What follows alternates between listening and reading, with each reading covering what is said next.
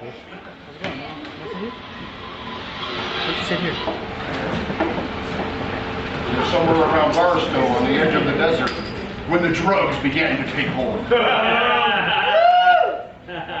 I remember saying something like, I feel a bit lightheaded, maybe you should drive. And suddenly there was a terrible roar all around us, and the sky was full of what looked like huge bats all swooping and screeching and diving around the car, which was going about 100 miles an hour with the top down to Las Vegas. And a voice was screaming, Holy Jesus! One of those goddamn animals! What the hell are you muttering about? My attorney had taken his shirt off and was pouring beer in his chest to facilitate the tanning process. Never mind, it's your turn to drive. I hit the brakes and aimed the great red shark toward the shoulder of the highway.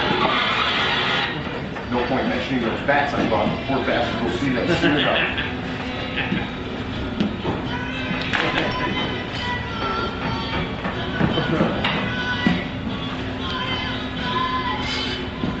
Oh yeah.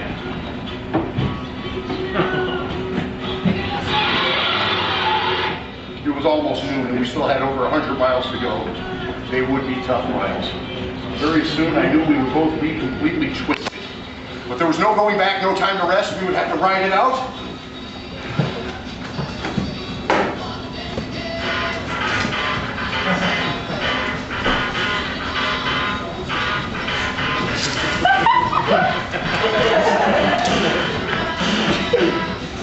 Press registration for the fabulous Mint 400 was already underway, and we had to get there by 4 to claim our soundproof suite. A fashionable sporting magazine in New York had taken care of the reservations, along with this huge red Chevy convertible we just rented off the lot on Sunset Strip. And I was, after all, a professional journalist, so I had an obligation to cover the story for good or ill. The sporting editors had already given me $300 in cash, most of which was already spent on extremely dangerous drugs.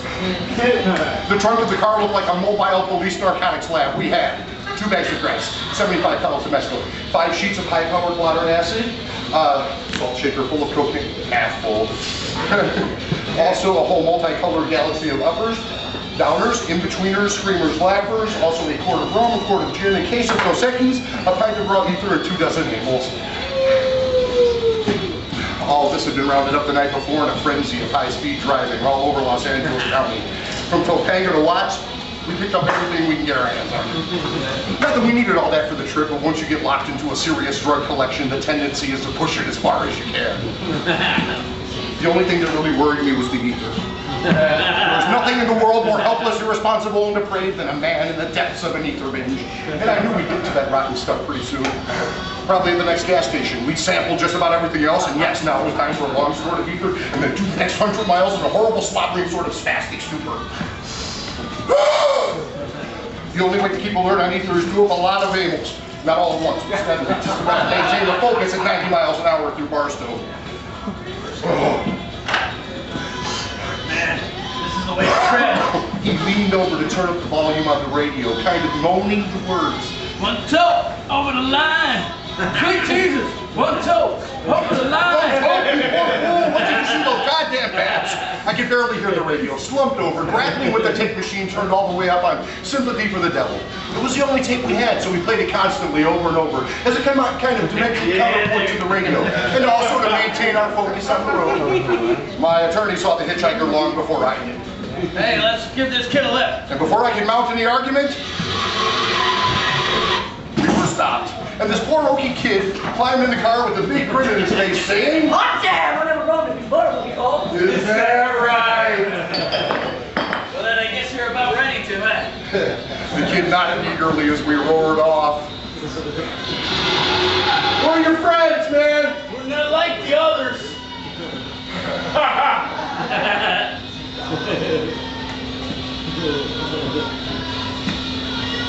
Oh Christ, I thought, you've gone around the bend. No more of that talk, right? Put the leashes on. He grinned, seemed to understand. Luckily, the noise in the car was so awful between the wind, the radio, and the tape machine, the kid in the back seat couldn't hear a word we were saying. Or could he?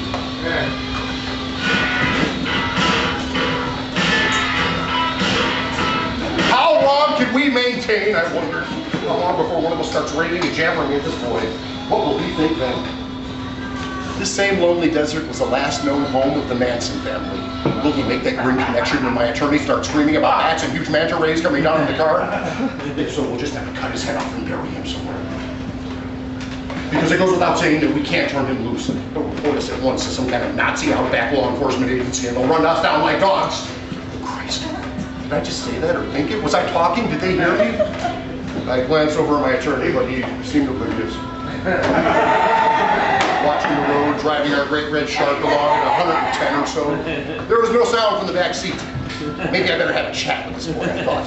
Perhaps if I explain things, he'll rest easy, of course. I leaned around on the seat and gave him a fine big smile, admiring the shape of his skull. By the way, there's one thing you should probably understand. He stared at me, not blinking. Can you hear me? That's good, because I want you to know that we're on our way to Las Vegas to find the American dream. That's why we rented this car. Can you grasp that? I want you to have all the background, because this is a very ominous assignment with overtones of extreme personal danger. You want a beer? How about some ether?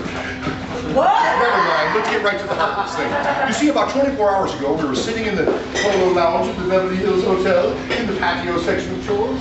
And we were just sitting under a palm tree when a uniformed dwarf came up to me with a pink telephone saying, "This is the important call you've been waiting for all this time, sir." I ripped open a beer and kept talking, and you know what? He was right. I'd been expecting that call, but I didn't know who it would come from. Do you follow me? The boy's face was a mask of pure fear and bewilderment. I blunder on.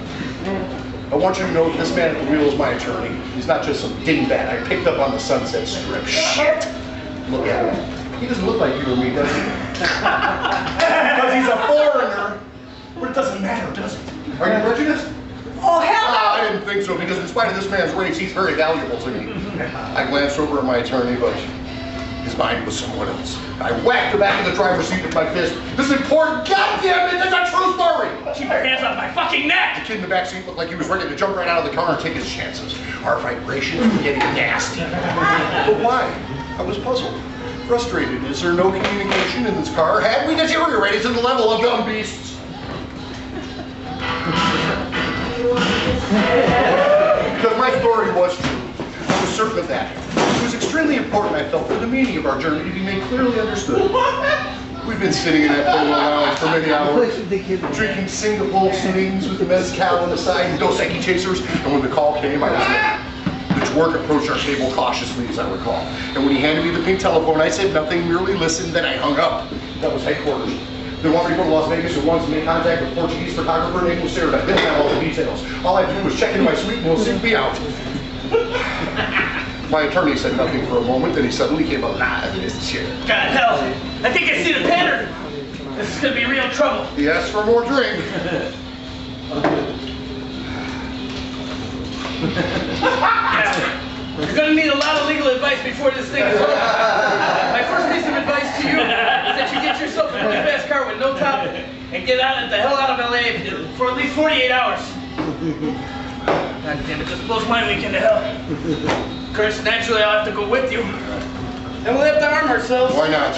To the teeth. A thing like this is worth doing at all. It's worth doing right. We'll need some decent equipment. There's plenty of cash on the line, only for drugs and a super sensitive tape recorder for the sake of a permanent record. What kind of story is this? The Mint 400. It's the richest off-the-road race for motorcycles and dune buggies in the history of organized sport. A fantastic spectacle.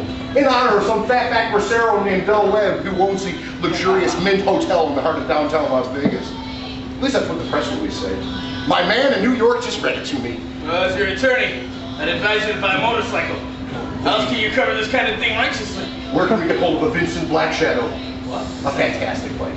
The newest model is something like 4,000 cubic inches, developing 200 brake horsepower or 2,000 revolutions per minute on a magnesium frame with 2 styrofoam seats and a total curb weight of exactly 200 pounds. The fucker's not much for turning, but it's pure hell on the straightaway. It'll outrun the F-111 until takeoff. Takeoff? You think we can handle that much torque? Absolutely all. Call yours cash.